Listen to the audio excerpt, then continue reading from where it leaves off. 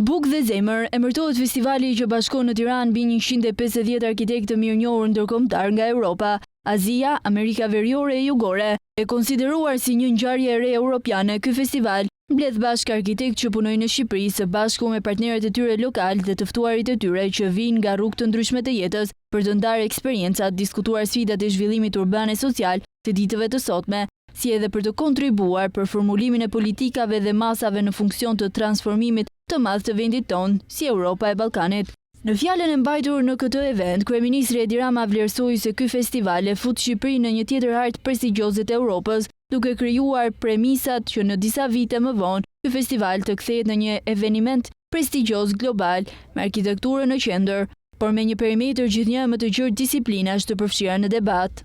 Ky festival në mënyrën e vetë është një bajram i shpirtit, një akt i hedhjes së hapave përpara, jo për të dominuar tokën, por për ta dëgjuar, jo për të imponuar, por për të përfituar së bashku, jo për të sakrifikuar një vizion për një tjetër, por për t'i lënë egot tona që diçka e përbashkët, diçka më e madhe të lindë në vend të tyre. Dhe nëse kjo duket rastësi, kjo bërje bashkë ka një nisje të re dhe një ditë të shenjës. Më duhet të them dhe më besoni. Kam bërë shumë rrugë në çdo kuptim dhe mirakeq, nuk besoj në rastësi dhe ju ftoj secilin për jush të ndjeni lidhjen midis kësaj dite e kësaj aventure të re për ta marrë këtë konvergjencë të pangjashme, jo si rastësi, por si shans, si bekim.